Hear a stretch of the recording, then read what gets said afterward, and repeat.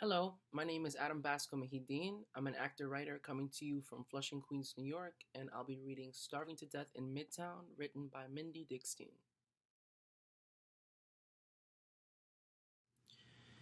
Yeah, so maybe you heard about what happened this summer in New York City. No? Okay, let me tell you. Let me, how you say, fill you in. The bees, my people, as it were. Okay, so we're not actually people, but I'm going to speak in terms you can understand. So I'm saying people, so maybe you can, relate.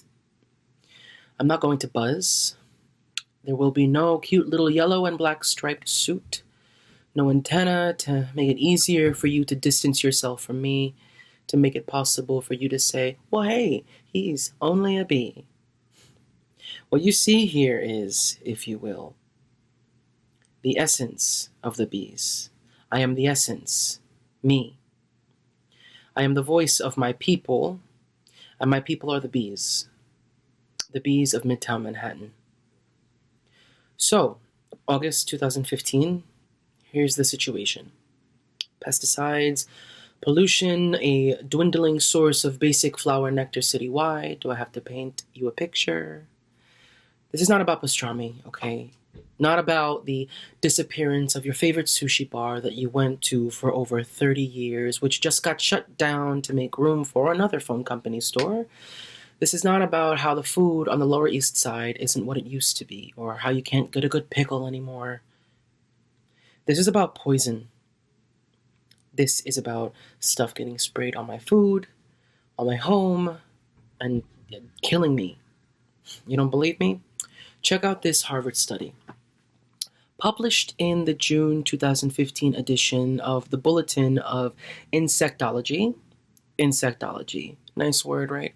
It says here that Harvard has found irrefutable proof that, and I quote, sublethal exposure to neonicotinoids is likely the main culprit for the occurrence of colony collapse disorder.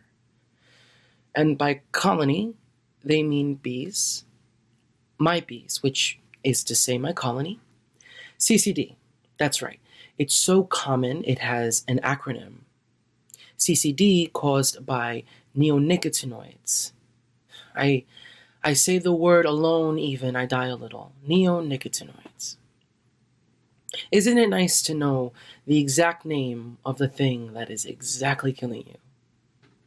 So, this summer, starving to death as we were in Midtown Manhattan, what with the neonicotinoids covering our food and smoking us out of our hives, and as if that wasn't bad enough, the drought killing off whatever potentially fresh food supplies we had.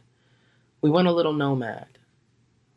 We went a little nomad there at the corner of 57th and 7th Avenue.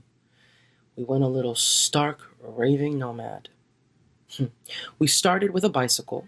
Now it spoke to us. The handlebars, to be exact. We were 30,000 strong still, and by God, we were going to colonize that delivery bike.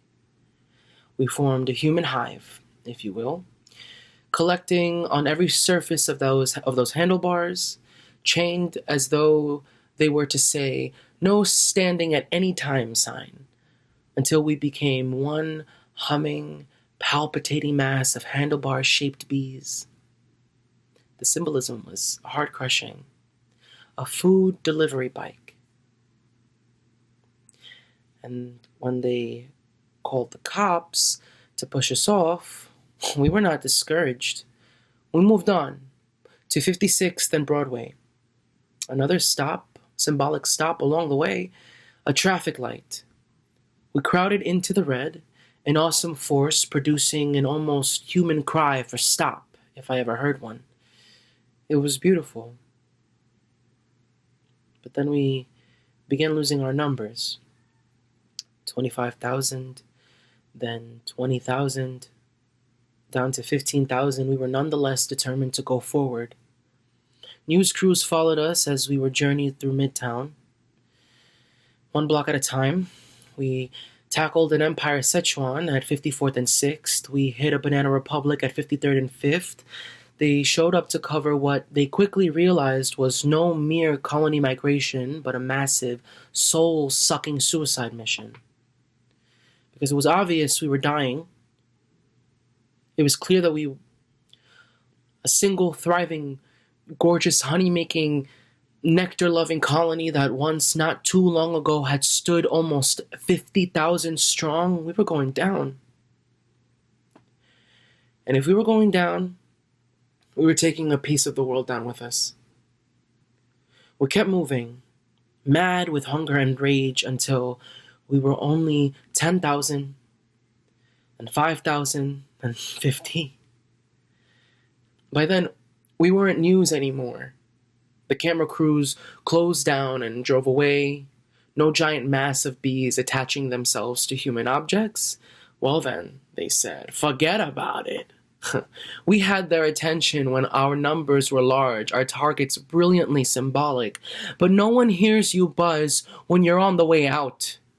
When all you're swarming is a cardboard coffee cup, no one listens or notices that last writhing bit of bee fluff at the edge of Union Square, crawling for his life toward that one last rose of summer. The hive is broken now.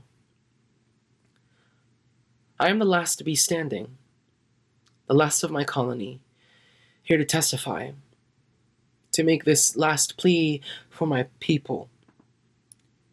How many more of us are out there starving to death in Midtown?